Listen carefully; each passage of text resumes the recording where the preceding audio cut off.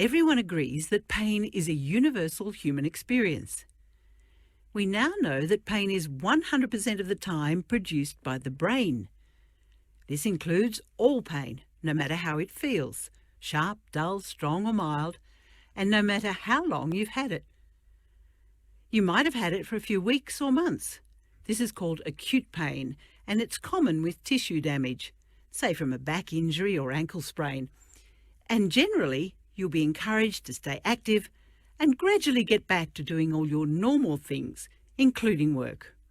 Or you might have had it for 3 months or more, and this pain is generally called persistent or chronic, because in this type of pain, tissue damage is not the main issue.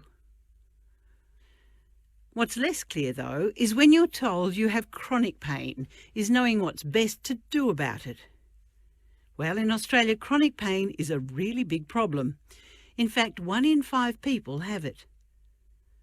Having a brain that keeps on producing pain, even after the body tissues are restored and out of danger, is no fun. Some people say it still feels like they must have something wrong.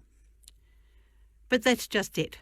Once anything dangerous is ruled out, health professionals can explain that most things in the body are healed as well as they can be by 3 to 6 months. So ongoing pain being produced by the brain is less about structural changes in the body and more about the sensitivity of the nervous system. In other words, it's more complex. So to try and figure out what's going on, you need to retrain the brain and nervous system. To do this, it's helpful to look at all the things that affect the nervous system and may be contributing to your individual pain experience. What can help is to look at persistent pain from a broad perspective, and by using a structured approach and a plan, it's less likely that anything important will be missed.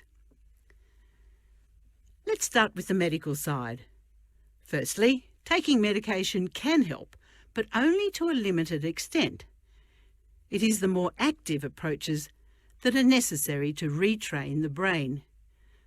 So using medications to get going is okay, and then mostly they can be tapered and ceased. Some people also think surgery might be the answer, but when it comes to a complex problem like chronic pain, surgery may not be helpful. So if you're thinking of surgery, it's best to get a second opinion and remember to consider all the things.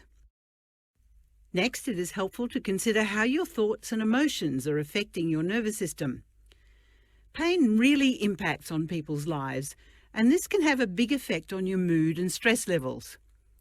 All those thoughts and beliefs are brain impulses too, but you can learn ways to reduce stress and wind down the nervous system. This helps with emotional well-being and can reduce pain as well.